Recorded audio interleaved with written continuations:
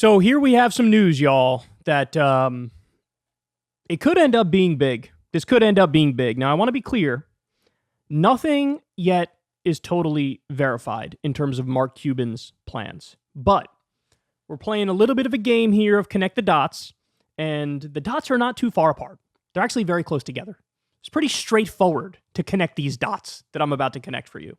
So, on Monday, Mark Cuban left Shark Tank after 16 seasons.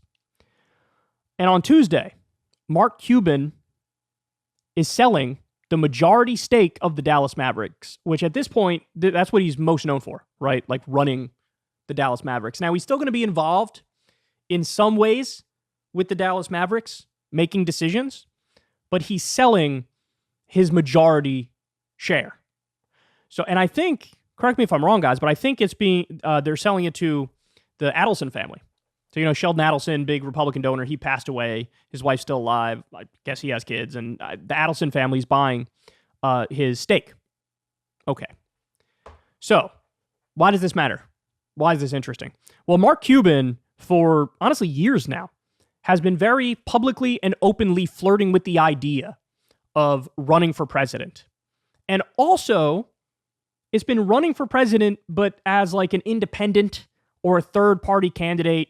He doesn't seem too hot on the idea of running as a Republican or as a Democrat. And, well, the speculation now is the reason he's leaving Shark Tank, the reason he's selling his majority stake in the Dallas Mavericks is because he's going to run for president. Now, by the way, his stake was $285 million in the year 2000 when he got in with the Dallas Mavericks. Now he's selling it in 2023 for, I saw $3.5 billion. $3.5 billion. There was one report that said over $2 billion and one report that said $3.5 billion. So it made a colossal amount of money on this. And of course, I'm sure you all know he was like the internet boom helped him get wealthy. He's of course a billionaire. And now it looks like he might run for president. So look, if he does, what are we looking at? The overwhelmingly likely scenario, of course, would be Donald Trump versus Joe Biden, so Republican versus Democrat, versus independent Cornel West, versus Green Party Jill Stein, versus independent RFK, versus, now this is a guess, but it would be forward party affiliated Mark Cuban. Now, I think he would run as an independent, but he would say I'm with the forward party because we all know Andrew Yang has been working behind the scenes trying to recruit somebody to run as a third party candidate. But actually, he said to me and Crystal, no, because we feel like any candidate we would run would hurt Joe Biden and help Trump. And he wants to avoid a Trump term at all costs. But look, he might be running as the no labels choice, right? We know they've been recruiting like crazy. Maybe not as much the forward party, but the no labels people have been, and they would probably do it as an independent. So that would throw another, it would throw another wrench into the mix. And I don't know how this would all shake out, man, but my concern is all this would end up helping Trump. With RFK in particular, it's a little bit of an open question. He might actually end up helping Biden more because he would maybe take a bigger chunk from Trump than he would from Biden. But I think all these other candidates, even if it's a 2% here and a 3% there, I think Jill Stein, Cornel West, and Mark Cuban as like a no labels guy running as an independent, I think all of that would take even more from Biden. And so this is, if you were concerned before based on the polling when it's head-to-head, Trump v. Biden, or, all of the candidates who are running in there and Trump's still up, if you were concerned, well, the concern just got a little bit deeper. Because I'm trying to think of why he would make these very bold moves, and I'm coming up with nothing other than he wants to run for president. So again, I want to be clear.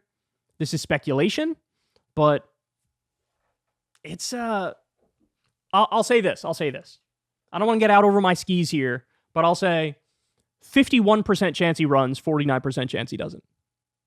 51-49, we're going to go with. And, it's wild too, because at the end of the day, even though there's tremendous discontent and everybody hates the establishment and nobody wants Trump and Biden to run again. The fact of the matter is, whether it be RFK, Cornel West, Jill Stein, Mark Cuban, like all these other candidates, the best they could ever imagine doing in a million years because of the nature of our system and first past the post voting, the best they could ever do is pull a Ross Perot and get like 19% of the popular vote, but get literally 0 electoral college votes. So I think this should just wake up the establishment, to be honest, to come to the conclusion, hey, maybe ranked choice voting would also help us. Because you might genuinely see a situation with a quote-unquote spoiler effect that really changes the outcome of the election in the same way that Ross Perot made it so Bill Clinton ended up becoming president. And now, look, that'd be a great... We can convince the establishment that ranked choice voting is good for everybody. It's good for democracy, it's good for the people, and also it might actually be good for you, and maybe we do get ranked choice voting. And that would be a much better scenario, because then my theory is that would make the independent candidates and the third-party candidates overnight more viable. Whereas right now, that's with first past the post voting, you're never going to get one of these characters to break through. And it's kind of crazy to me that a guy like Mark Cuban, who seems smart enough, seemingly doesn't understand that. I find that kind of crazy. But anyway, look, it's big news.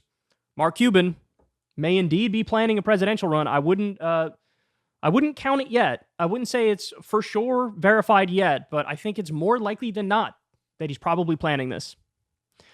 All right, guys, that's the show. Love y'all very much. Everybody, please do me a big favor. Click that subscribe button.